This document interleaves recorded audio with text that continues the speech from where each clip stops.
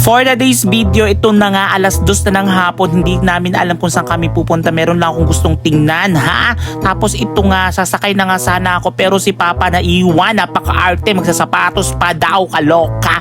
Dyan lang naman kami sa bayan pupunta. Nakakaloka, pati mga pamangkin, bakit ba sumama? So ayan yung lugar namin, yung barangay namin, napakaganda, napakatahimik. Tahimik pag walang gulo. Nakakaloka. Yung mga pamangkin ko na sa likod. So ayan, umuulan-ulan na, pumasok na rin sila sa loob. O, diba? Yan ang napapala ng mga sumasama. O, diba? Yung pamangkin ko rin yung nag-drive. O, may espiyan, ha? Kaloka kayo dyan. Kasama niya mga professional. So dito kami napunta sa City Hardware para mamili. Ito naman si Papa, imbis na papasok na kami doon at gabi na, magagabi na, pumili pa talaga ng walis. Nakakaloka.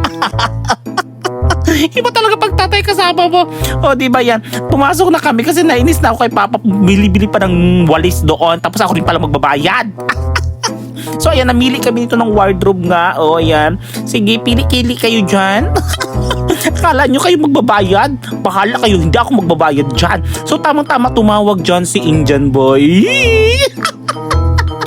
So ayan, si Kuya yung nag-assist sa akin. Parang ayaw niya talaga mag-assist sa amin. Ang lungkot-lungkot ng mukha, siguro pagod lang. So nagbayad na rin ako sa cashier dyan.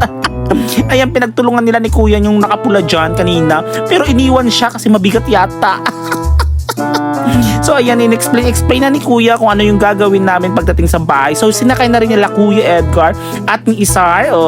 Nilagyan ng trapal para hindi mabasa, ha? Diba? Tapos nagbigay na rin ako ng tip. At ako naman, ito, sabi nila mag-inasal daw ang kakainan. Ay ayoko naman talaga ng manok-manok na yan. So wala akong choice. Sila ang nag-aya. Kaloka. Tapos ako rin magbabayad. Kasi gusto nila unlimited rice. O sige, no choice ako. So yan ang gusto nila. Wala akong ano yan. Kasi dapat sila yung masusunod. Kasi hindi naman ako yung kakain, diba?